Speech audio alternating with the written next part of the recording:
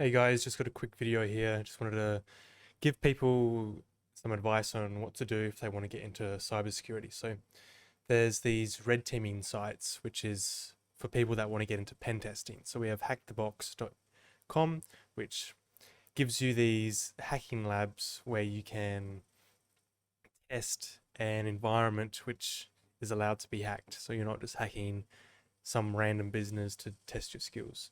And the same with tryhackme.com. We have these different learning paths here, so you can go the red team path and it will take you through the fundamentals, the initial access, so using password attacks, how to set up phishing campaigns, post compromise, so once you've got into the system, and evasion, so how to make sure that antivirus systems don't recognize you are actually on the system, and that it just continues to go on and really give you that fundamental knowledge. If you wanted to get into red teaming, they also have just a introduction to cybersecurity course, which just gives you an overview of security. Now, if you don't know, if this is a bit too complicated for you, it's best to start off with how a computer actually works, and I'll be making a video on that, and we'll start making a series for the total beginners who want to get into cybersecurity, because I think it is good that lots of people want to get into cybersecurity, but they don't have all the knowledge required at the time. That's where these blue team courses come in. Now, edx.org is a wonderful resource. These are university grade courses from some of the top universities in the world, and these really give you a good overview of what cybersecurity is, how it functions in the enterprise, and they're free. You can enroll in these and do it at your own pace. We have another course here as well. This one's a bit more advanced. These will be in the description. I'll give links to all of these so we can get people started on their journey.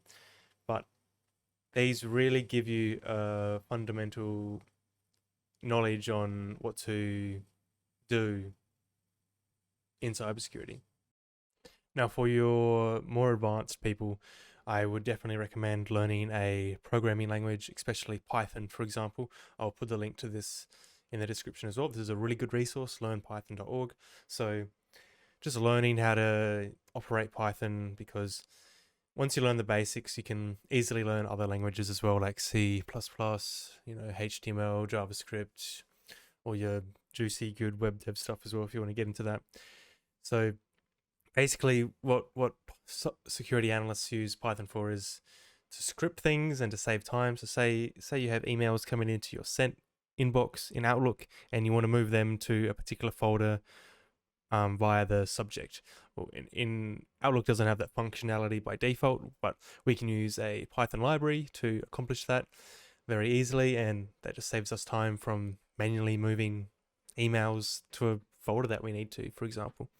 It just little things like that, automating tasks, is what really increases your job opportunities, because employers really want to see that you take the initiative to learn these things on your own and to be able to generate revenue and to show your worth to them, basically. So the last thing I recommend for people is to have projects that you've completed. So even projects in the cloud like AWS or Azure, just simple things like setting up a SIEM, which is a log aggregator in the security industry, where you can query different things over all your data sets. So being able to learn query languages before you get your first role is very important, because that just shows you know what you're doing, and you can just jump in day one and say, I need to have all the logs from a specific host and from a specific time frame. I can do that straight on the job.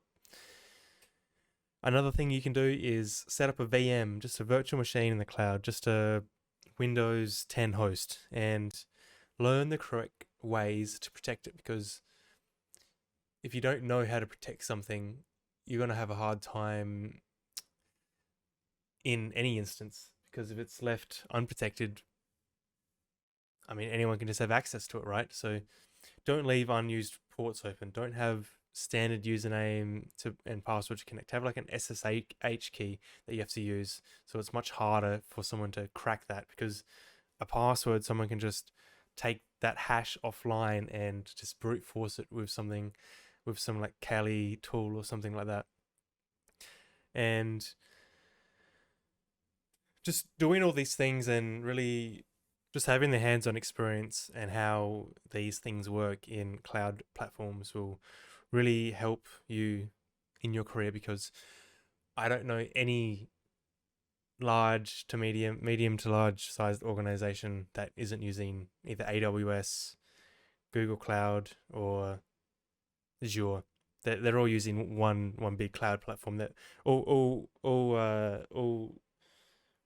big organizations now are really hybrid, very cloud and on-prem, and some new organizations are just all on the cloud, which is where the world's heading very quickly, because it's better to host things on the cloud and have your redundancies over multiple availability zones. Anyway, thanks for listening, and I'll see you in the next video. Cheers.